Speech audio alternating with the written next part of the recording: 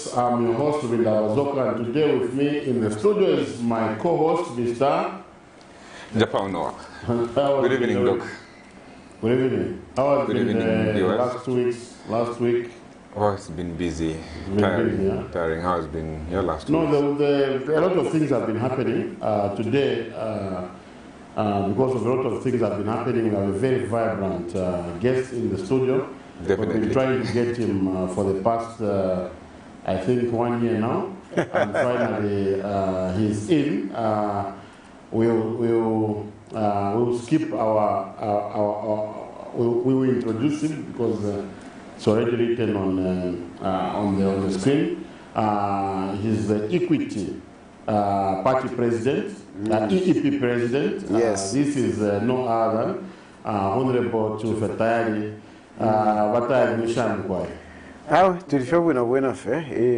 It's nice that you have accorded us this opportunity. How I wish you were looking for me for the past 1 year. We were actually. We were at some point. It was very dangerous. So we said, no, let's say.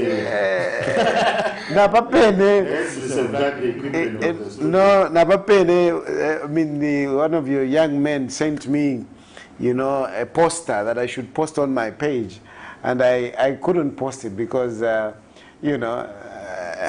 it's just a problem. Yes. Yeah, so at least I would rather have the program. Christian channel. This channel is owned by Christians and run by the Christian nation. It's a free nation. People are able to express their own views. We live in a democracy. I think if you don't agree with somebody, you don't agree. You agree with you agree. Today we are discussing the economic state of the nation. Before we go into that topic, let's look at what is happening in the money and capital markets in terms of the rates. Mr. Japao, how have been the financial markets? Well, we've seen some positive gains lately. So the market update as of today, the 20th of April, 2023, the kwacha against the 4 major currencies. The dollar closed selling at 17 kwacha, 14 ngwe. The pound closed selling at 21 kwacha, 66 ngwe. The euro closed selling at 19 kwacha, 9 ngwe. The rand closed selling at 96 ngwe. Selected metal prices delayed by a day. Aluminium closed selling at $2,445 per ton. Copper closed selling at $8,965.50 per ton. Zinc closed selling at $2,790. Lead closed off selling at $2,156. Tin closed off selling at $27,082. Nickel closed selling at $25,551. Crude oil prices. WTI crude closed selling at $77.51. Brent crude closed selling at $81.23. So, Doc, we can see that the kwacha has had some positive gains in the recent 2 weeks plus. Is it 2 weeks? 2 weeks, yes. The last days, let's just say the last days. Yes. So we have seen what has been happening. Normally we ask the guests to tell about themselves, but I don't think you need introduction. So we'll go straight into the meat. By the way, ladies and gentlemen, you can, after 10 minutes, we shall open the lines. For you, you can start sending the messages on the numbers that are appearing on the screen. It's a phone-in program. When you call, please, let's stick to the topic. Let's learn from what our Mr. President here has got to share with us. I'll go straight. He was actually about to make a comment on our exchange rates. Well, I mean, I'm not an economist, and especially when you are sitting with between two learned colleagues, you have to be very careful when you make a comment. But I don't know, from a layman's point of view, I've been seeing people making comments to say that the kwacha is gaining grounds against the dollar. when I look at the global market, I find that the dollar is actually dropping because of the BRICS. I mean, there are countries that are saying we don't want to use the dollar anymore.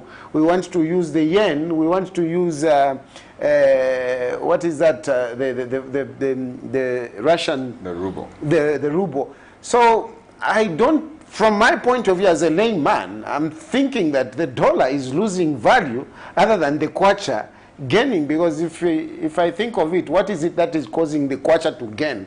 What are we doing? Maybe the positive sentiments are looming around the debt restructuring issue.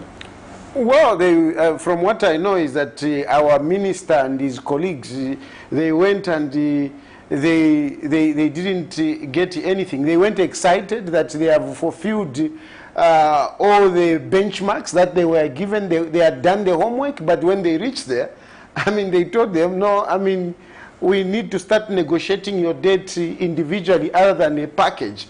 And they came with their tails between their legs. So I don't see what positive sentiment is there. Yeah, I need to be schooled. Let me take you back to 2021 August to today. How has basically been the performance of the of the current government in terms of economic development? What is your opinion about it? It's very bad.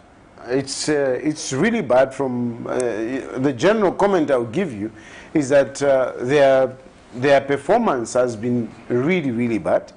And I say this because when you're talking about an economy performing, an economy to perform, there must be something that you are doing, that is feeding into the economy. But since these guys came in, I mean, I can't see anything that they are doing apart from the traditional activities of digging our copper and sending it out. There is no industry that has come on board ever since they came into power. There is no major investment that we can talk about to say here is an investment. There is no major investment that has come about. The little activities that has been happening, it's those which were started, the projects which were started by the PF that they are finishing off. And 10,000 teachers, 10,000 how many health workers? Health workers, veterinary workers, CDF. You see, exactly. So, a lot of NAPS partial withdrawal. Very good. Let's go one by one. Yeah. Let's start with the 30,000 teachers and whatever. People have been getting excited, like UPND has created employment. They haven't. They haven't. That is a project of the PF, which they started by building schools and health centers. They started this ambitious, infrastructure development. They built a number of schools. I think we're talking about 7,000. We're talking about health posts of about 11,000. So these infrastructure that was built by the PF got finished in 2021, 2021. And as a result of that, we needed to employ people to go and work in those schools, to go and work in those health centers. And these people, they came in and they found this on the intre. Schools are finished, we need teachers. Health centers are finished, we need nurses. And we had schools, private schools, a number of private schools that came on board during the time of the PF, that educated a number of young people. And they were sitting there waiting to be employed. So all they did is to say, okay, let's sign off this, and they employed these people. So they didn't create that. And apart from that, when you employ people in the government, it's a cost to government. So you must make sure that that cost is taken care of by an income somewhere. But unfortunately, these people have not increased the income of government. They haven't. So that created a huge, burden on the government. And at the moment they are struggling. You have to know, this is a fact, that among those people that they employed, we have over 1,500 who have not been put on the payroll, simply because they have reached the neck. They can't put them on the payroll. They don't have the money. And a number of civil servants have also suffered. Today, civil servants, they will tell you, they don't even know when they get paid. Ask any civil servant. Because some civil servants now, they are just surviving on debt. They can't manage with their salaries. But they don't know when they are getting paid, because there is so much instability in terms of government expenditure. This is a failure. Apart from that, you know, there are a number of people that were engaged in various economic activities, especially in construction. You know, a number of citizens were involved in that. Some of them were involved in supplying of goods to government. And these people had contracts. And some of them that even borrowed money to finance these activities. When these guys came in, they just closed everything and looked at everything to say, no, everything is corruption. We need to audit. And they have been auditing since then. Whilst those people that had borrowed money, that had invested, some of them borrowed money from banks and they have been defaulting. Some of them, they have been foreclosed on their properties because this government has just closed and they are not paying them. But what they are forgetting is that when you have worked for government and the government is owing you, whether it is Hakainde Hichilema, whether it is CHILUFYA, whether it is Edgar Lungu, as long as it is with government, you will be paid. And unfortunately, these people, they think that they own the government now. They can just wake up and say, we are not paying you. You will pay. They have concentrated so much in paying foreigners instead of Zambians. We had this issue, which was a grappling issue, especially during the time of Achikwanda, of this tax payback, what do you call, reinvestment. I mean, all these people, the PF, they were reluctant on that because this is our tax, man. People pay tax and you want to give it back.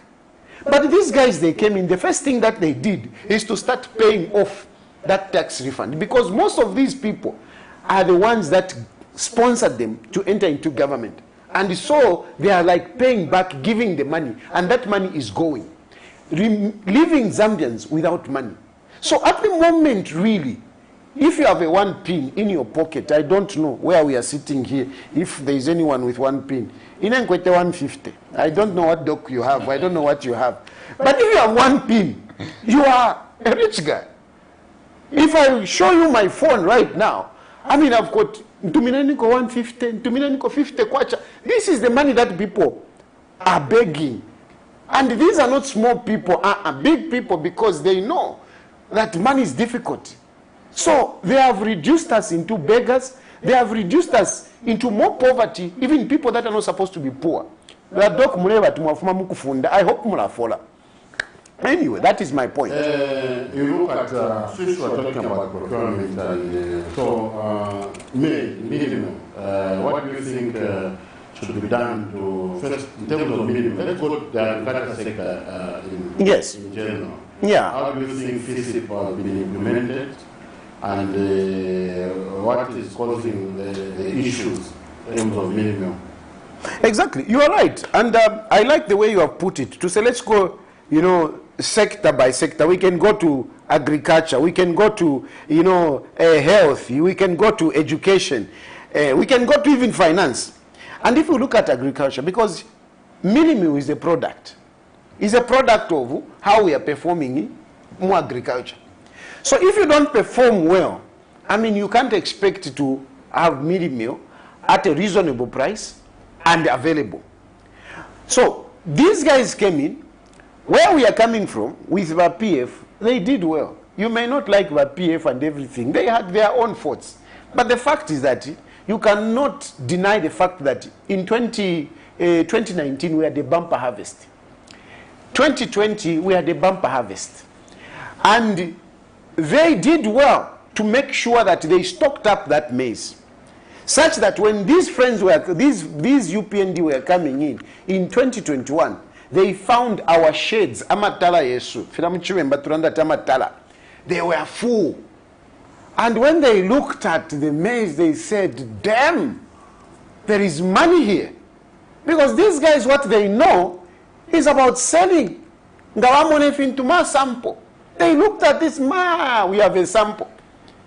And what did they do? They started selling off the maize, which others worked for, which others produced. They started selling it off. Maize went to Kenya. That was the first market. And some of us said, come on guys, wait. How do you start selling maize to Kenya? They said, what are you telling us? We are businessmen, we know. We are selling, we have to make money. We don't even know where that money went. But they sold the maize. After they finished selling maize to Kenya, they even opened now borders around. Let me go to Congo. Let me go to Malawi. Let me go to Zimbabwe. And at the end of the day, we were telling them again, stop guys, come on. You are finishing the sheds. No. It's okay. And the minister was there. He's on record. He was in parliament. He was speaking like he is possessed by the spirit of Amasampo Kushtisha. Drunk with a spirit of privatization. Now, what happened? We ran short of maize. And there is this scarcity of maize. And milimi, of course, at the end of the day, there is no milimi. And this is why milimi, of course, the simple in church economics, but I know the basics. If the demand is higher, the price also goes high. So the demand has been there, there is no product, the prices have gone high. Today we are talking on average, is about the bag of milimi is about 250. On average, because in other areas it's 300, in other areas it's 220. So average, we are talking about 250 there. That's where we are. And on top of that, whilst they were busy selling the maize they found, they messed up on FISIP, which could have given us a good yield in 2021, in 2022, and 2020 this year. They messed up. Last year, we didn't have a good yield, simply because fertilizer went late, and it was given, in small quantities. And the number of farmers did not get. This year again, last year again, it was the same, it was even worse. And the other year they were saying, no, when we come into power, we will reduce the price of fertilizer. You are buying it at 650. No, we'll bring it to 250. These guys, when they came in, we started buying fertilizer at 1,100 to 1,200. So it was difficult for people to buy. And last year it was even worse, because even when you had money, some of us, we don't rely on FISIP. I've got my mother who I support. She's not on FISIP. I buy for her. But it was difficult to even access fertilizer. Some parts of this country, they didn't even have fertilizer. So even when you had money, you couldn't. So even the yield that we are expecting now, we are not expecting what we got in 2019, 2018. So it is a disaster. It is a disaster. And a lot of people like to say, no, you like just being negative. What is the positive? What do you want? Like you asked me, what should be done? The solution is that at the moment, they should stop, going back and forth. They should come up very clearly on policy, because there are two policies right now. There is a policy that was saying, no, it's okay, you can sell, we have maize, it's okay. But then there is another minister who is saying, no, we don't have. Can you import?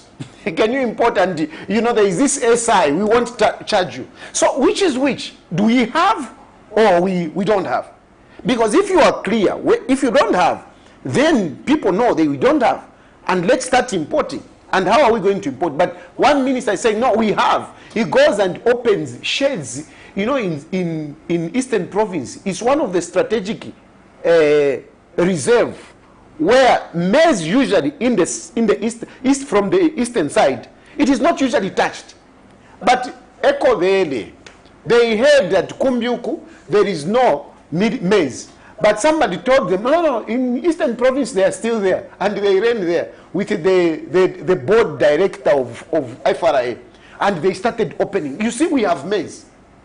We don't have. Otherwise, if we had, people wouldn't be queuing for mealie meal. The price wouldn't be that high. You wouldn't be signing an SI to bring in. So we don't have, and the best that they should do is to engage in Mundia Sikatana's policy of winter maize. We had this situation. I think that was 1993. We had this situation. And what Mwanawasa and Mundia Sikatana by then, may their souls rest in peace, they said, let's go winter maize. These guys are not even talking about winter maize.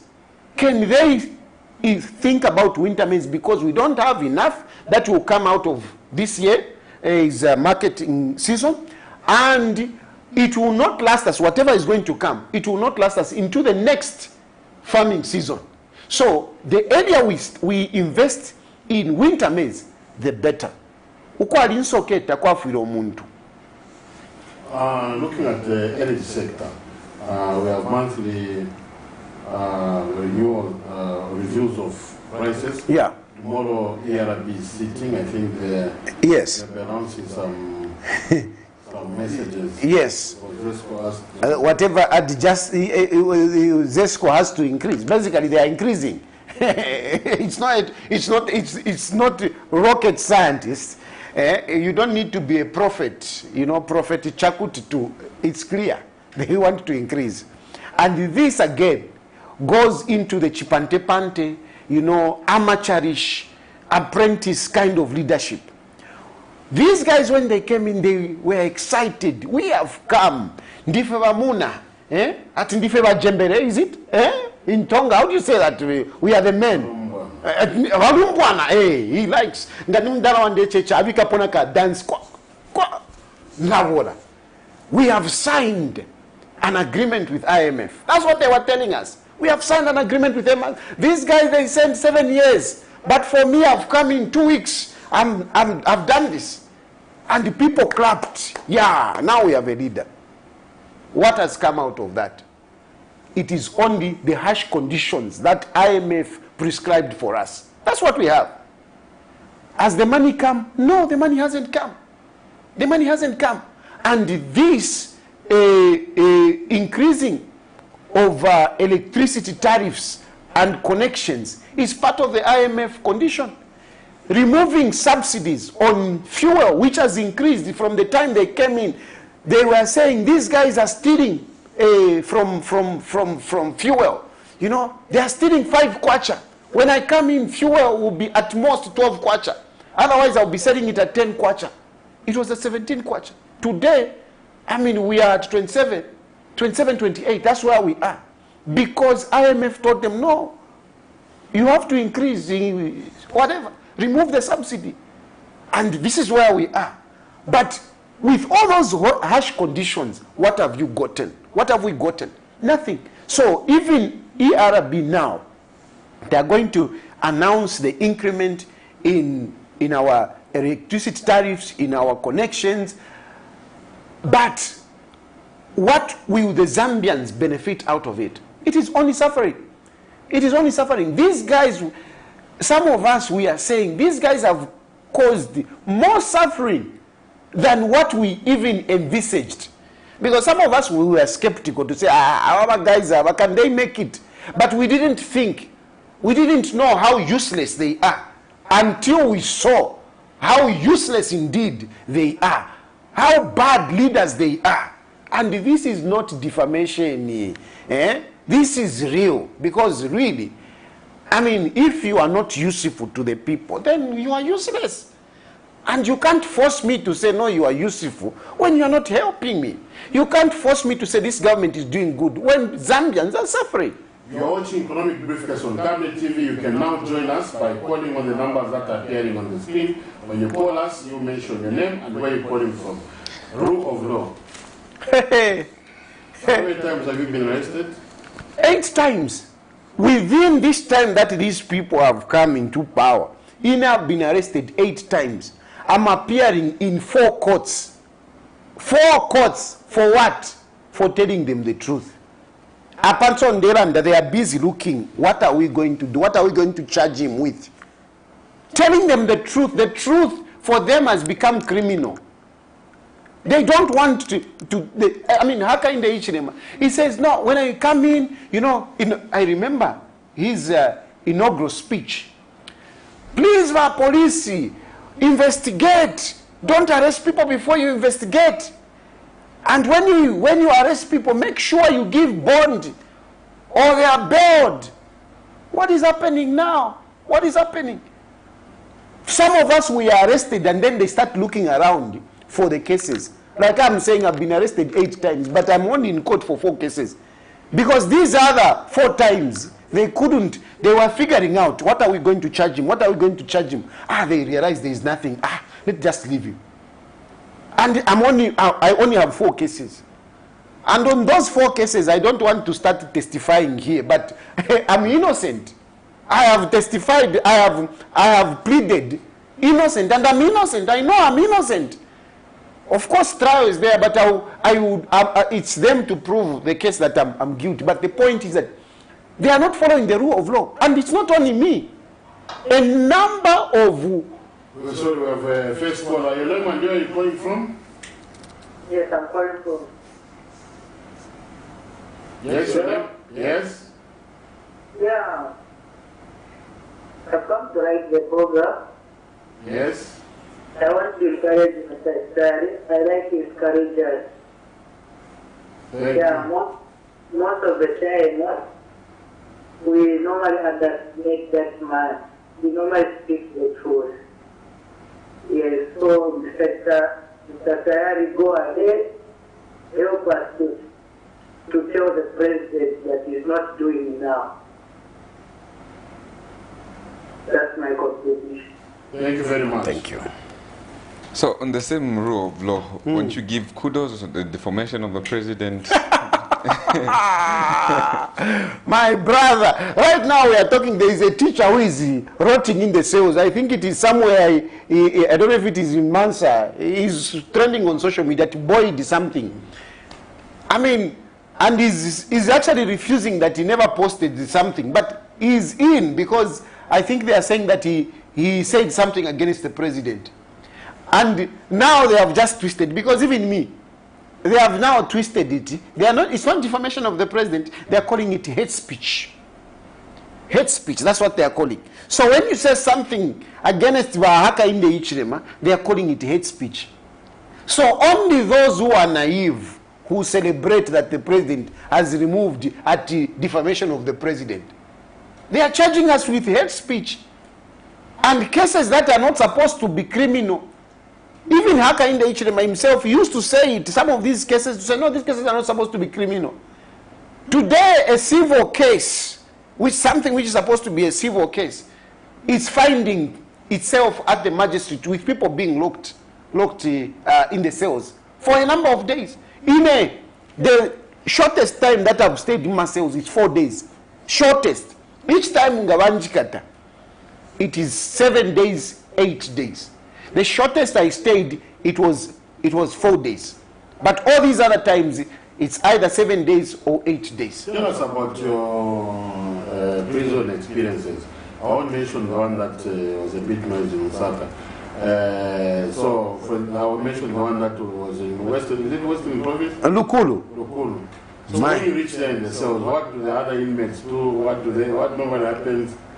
Well, you know, like in Lukulu, they really planned it that they should punish me. It was really about punishing, extrajudicial punishment.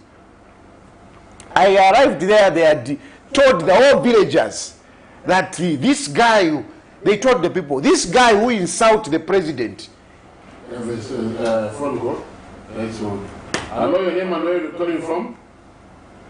Good evening, my name is Jimmy Muyega, office of the Yes. Which are now African? Yes, you know, the program is good, speaking the truth, because the local minister was here yesterday talking about safety. You know, this split out into mining, and small companies are being machines, but there is no safe.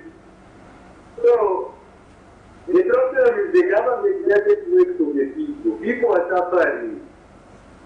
They earn a peanut salary. The labor minister doesn't do anything about that. So we need the government to pull up their folks and work for the people who brought them, who put them in the real power. So we need the support that they have to change the things support. Yeah, inenda mi supporta mwebantu namba imweta mun supporta. Inenda mi supporta, I speak for you, but ngawanji kata mwikala fena mwikala manda muleta mba atnaba mulonga na lero. You don't do anything, eh? So nde ilishanya pa mwebe na mufulira nde ilishanya. Era mwebe ne mwobo mule chulisha. Mopane oko na isasa ile bunda mopane. They have no solution.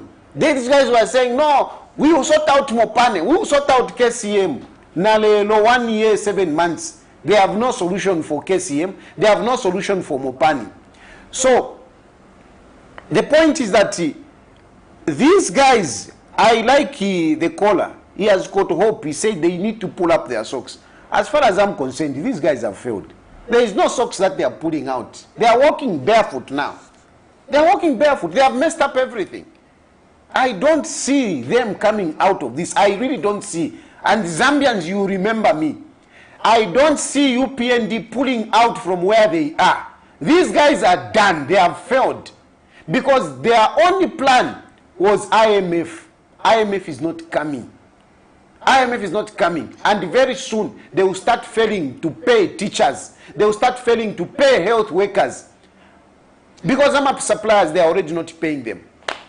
So let's talk about the NAPSA benefits. This week we saw a bill being signed into law, the partial withdrawal of the benefits.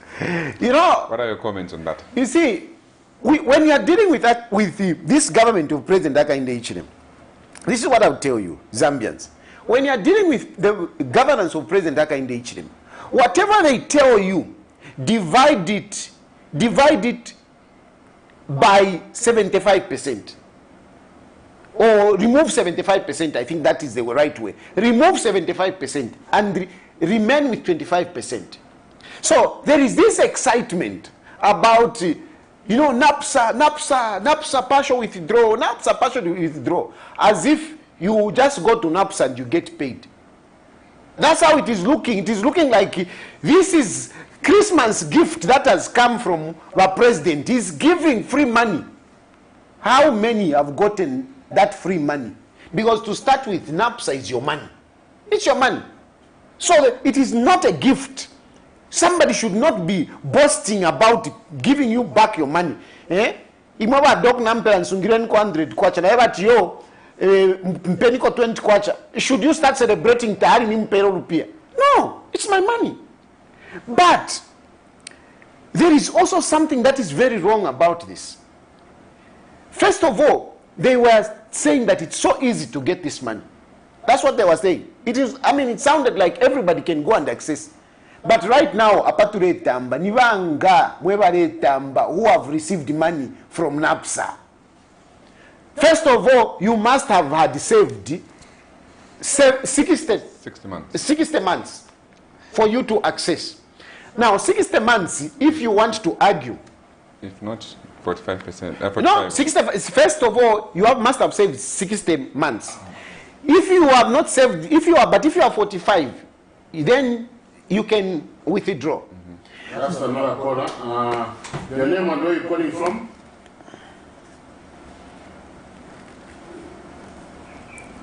Hello, your name and where you're calling from? Hello, good evening. Good evening, sir. Okay, yeah, this is Molongo Expensive calling from within Osaka. Yes, sir. You can go ahead. Okay, thank you. Good evening, Matali. Good evening, sir. Okay, and good evening, the other man. I don't know the other man there. Zapao, good evening. No, thanks. I've been trying to comment in Mr. Tahali's programs most of times. Yeah, so unfortunately, I don't get through. Okay, so, Mr. Tayali. Yes.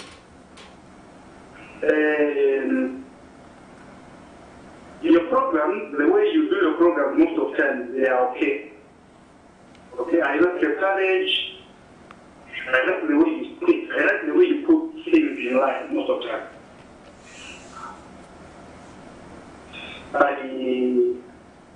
I don't like, especially Zambian politics nowadays. You people, you are just good in talking. You can talk a lot of things, good projects. You know, you're supposed to do this, you're supposed to do this. But you yourself, you're not doing it. It's very simple and straightforward. If the other party is not doing something that you want to be done, do it yourself. Let that person learn from you. Okay? I remember I commented in your, I think I sent a message in your inbox on Facebook, trying to talk to you, okay, over something else. At least if we can check the way we do politics, how these previous politicians did it from the beginning, if we change it, it was going to be okay. Unlike pointing fingers, no, this one's not doing this. We put you to death as the president or as MP or whatever. Other people again will come and start pointing fingers at you. You're not doing this. Now, when are we going to progress? When are we going to do things that we are busy talking about every day? So, Mr. Tayali, you are a good politician. But if just switch to do something that you think it's okay, unlike pointing, this one is not doing this, you can be a very good leader. Thank you very much. I understand the caller. I understand the caller perfectly. I mean, we are living, we have got a leadership that promised so many things, and they have not done that.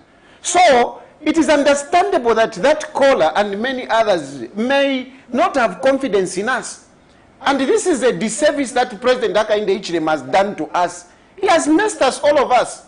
He has messed us up because he promised so many things. Now, all of us, when we talk here, they are just thinking that we are lying like President Hakainde Hichilema. Hakainde Hichilema has messed us up because of the way he has been lying. But I can tell you, my brother, that from my point of view, I am a pragmatic person. I am pragmatic. When I say I'm going to do this, I try to do what I can do.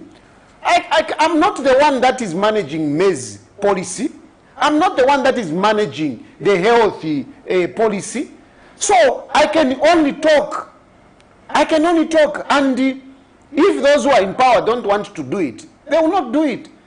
And for me, I'm not just pointing fingers at them. I am opening their eyes. There is a difference between pointing fingers and opening somebody's eyes. But unfortunately, by UPND, they don't want to listen. That's why, give me a chance, but not now. Me, I want to learn more, I want to grow more, I want to mature. There will come a time when I will say, now I'm ready to be a president. For now, this is why I'm even talking about some of the people to say, maybe because, you know, you need to be ready. Hakainde Hichilema is messing up so much, he was not ready to be president. I think I'm even more ready to be president than Hakainde Hichilema. So that is really how I see things. It's not pointing fingers, it is opening their eyes to see where they are doing wrong. Talking about the health sector, how do you rate the performance of the health sector? We saw quite a number of personnel, nurses, doctors, and other support staff employed. Yeah, so, you know, the health sector is one of the sectors that is so messed up, really, really messed up. But Sylvia Masevo has gone into that ministry to destroy even the little that was there. The moment she just went in, we saw directors being suspended. And we don't know the outcome of that suspension. And, you know, a ministry is not run by the minister. A ministry is run by the people around, the permanent secretaries, the directors. But you come in, you fire the directors, and you remain alone with a few subservient permanent secretaries. And they have been messing up in many ways. Even on staff, they have been messing up. They have been messing up right now. They don't have people to go and teach in the nursing schools. And they are forcing some of the nurses who have upgraded to a certain level of education. They are forcing them to go and be lecturers. By the fact that I have a degree, it doesn't necessarily mean that I can teach. No. It doesn't necessarily mean. But this is what is happening. And they are getting cadres to be in positions where they're supposed to be a director. They bring a cadre there. They don't know. Look at ZAMSA. A good example is ZAMSA. ZAMSA is supposed to be procuring medicines. And we even had a shortage of medicines. Because Sylvia Masebo, when she came in, she labeled all those who were, supplying medicines, Zambians, to say, these are corrupt. These are PF. We can't buy medicines from them. And as a result, we had a break in the supply of medicines. And what do? They go to ZAMSA. They go and put one of their relatives, a cadre also, I would have mentioned his name, but since this is a Christian, whatever, Kamwerereko. And they put him there. And what is happening at ZAMSA now? They had a budget of 3.6 billion last year. 3.6 billion. And of that 3.6 billion, 2 billion went into single sourcing. Now, those who understand procurement, you cannot spend 2 billion in single sourcing. Every day single sourcing, every day single sourcing. Single sourcing is supposed to come out in an emergency. And yes, they will say there is an emergency, but who created that emergency? Did we have a drought of production of medicines from where we buy? No. It is themselves that created that emergency. So they create an emergency and they start single sourcing. And single sourcing is a technical way where we hide corruption. It is just corruption. And this is why you are seeing the FIC coming up with a very big figure of over 6.1 billion because of this kind of activities, these single sourcing. And the BIRI... We have a caller. Just hold your thought there. Yes, your name and where are you calling from? Hello? Hello, sir. Your name and where are you calling from? Yeah, I'm quiet. More one additional no community man, sir. Yeah,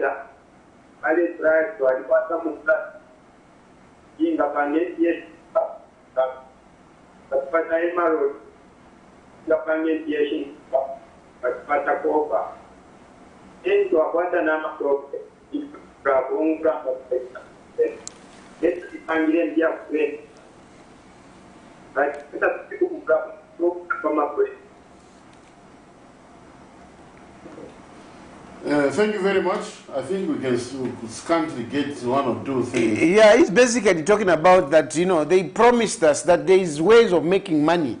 So we will make money when we come into power, but they're not making the money.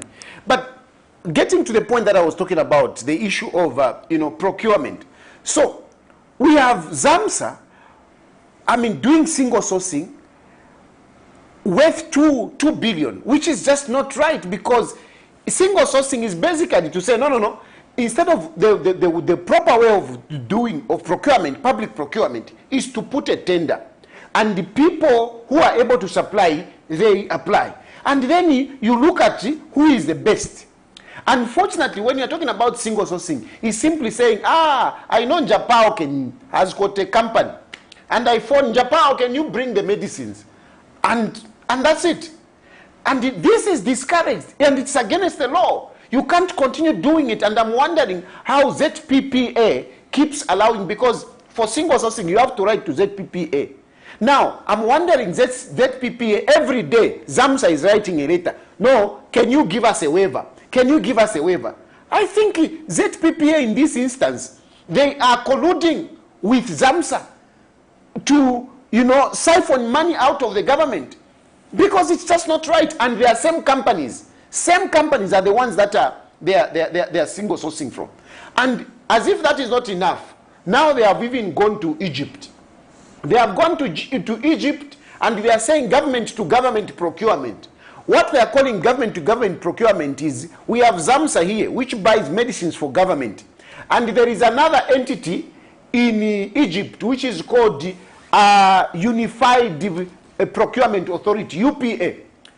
And what they are doing, ZAMSA here, is saying, we are going to send money to you so that you can buy medicines for us in Egypt, and you send it to Zambia. And that's what they are calling government-to-government procurement. But to start with, there is nothing like government-to-government procurement. There is nothing. Governments don't tender, because public procurement needs tendering. So when you are saying government-to-government, it means that governments have to tender. But where did you see in the world governments tendering? Egypt tendering, Malawi tendering. How? They don't do that. So there is nothing like government-to-government procurement. Now, even this issue of sending money to ZAMSA of Egypt, it is not right, because, there's supposed to be a tender. Is that institution in Egypt going to tender? Who has participated in the tender? And they are calling it single sourcing. It can't be single sourcing, because ZAMSA does not produce medicines. The UPA does not produce medicine in Egypt. What they are going to do, they are going to be buying medicines on the market. But that medicine that they are buying, even if we say, okay, it's okay, let the medicine come, the medicine is not certified by ZAMRA. And you cannot gamble on health. You can't. A vehicle can be broken. You can put wrong fuel, for example. A petrol fuel, you can put diesel. At least you can take it to the garage. They can drain, they can work on it. But Bwana, if they give you wrong medicines, there is no repair. You die. And just one brand of medicine on the market which is wrong, can wipe us off. One brand of wrong medicine can cause serious defamation in our health. And these guys don't seem to care. What's your relationship with the current president? I've seen a clip where you're chatting with two of you. The current president? Yes. Well, there is no relationship, there is no personal relationship, apart from the fact that he's a politician and now he's a Republican president. He's my Republican president. At least me, I recognize him than he never used to recognize the Edgar Lungu. Me, I recognize him. As much as I know that he's not so useful. He's not so useful, but I recognize him. He's a president. So, Mr. Tayali, what are the positives that he has done? At least, if you can mention a few. I would want somebody who can tell me the positives. Me, I don't see them. So not even one single. I don't see. I don't see. I'm struggling to see. You could help me. I would be glad to point at something positive, because even the CDF that they talk about, there's nothing positive about the CDF. They have increased their money. But the money is not reaching the people. People are not benefiting from that CDF. You keep talking about CDF. Today we are talking about CDF. Today, this is the first quarter is finished. We are going to the second quarter. And there is no CDF. And in that CDF, they are saying, no, there is money to sponsor vulnerables to go to school. When did schools open for this year? They opened in January. But there is no CDF.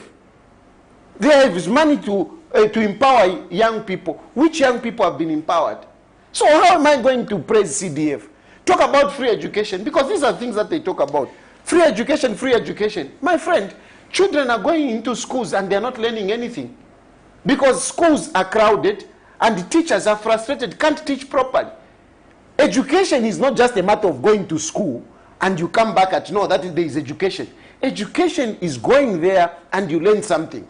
But if children are going to school and they are not able to learn anything, what is there to boast about? What is there to praise? I would love to learn something that this is what he's doing. As far as I'm concerned, the only thing that Wahaka in the Ichilema is good at is lying. We have another phone call.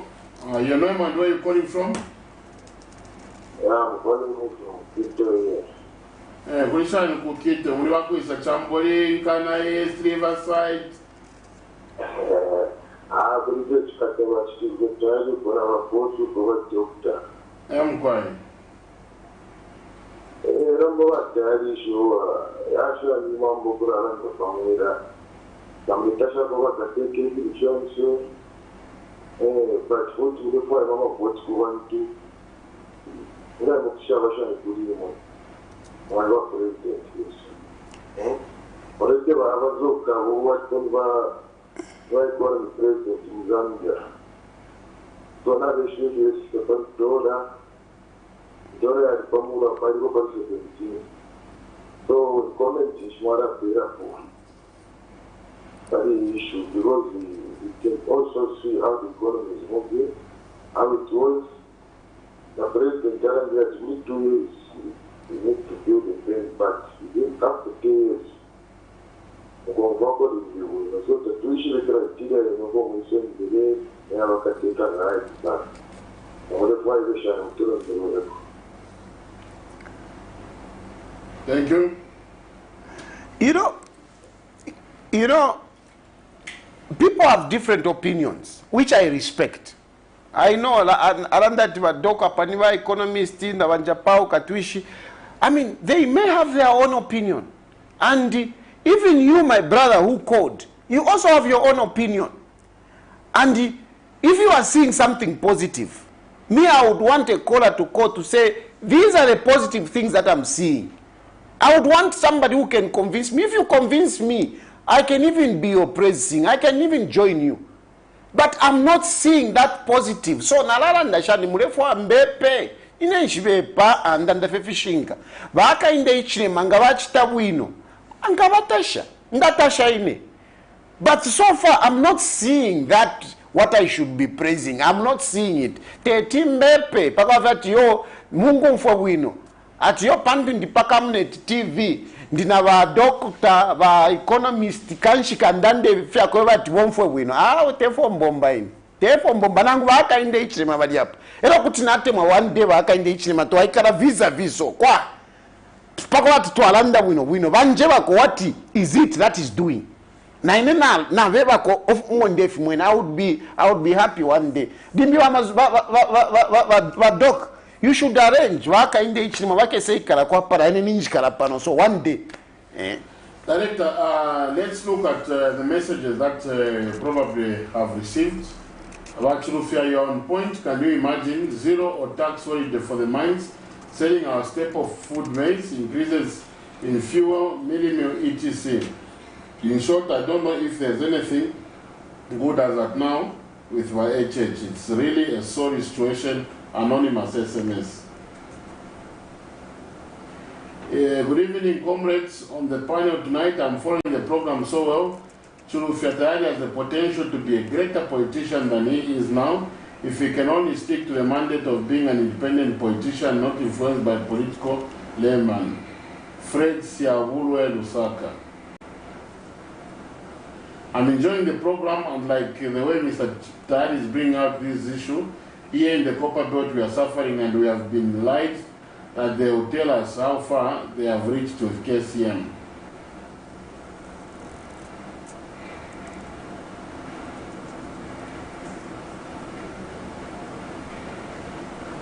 Mr. TAYALI is telling the truth. He's speaking from ignorance. Civil servants get paid on the 23th unless it falls over the weekend. Let him just resign from his party and join PF. Your political career is messed up, Kapeshi. Your reaction? I like it that he says you know, I'm speaking from ignorance. The civil servants get paid on the 23rd.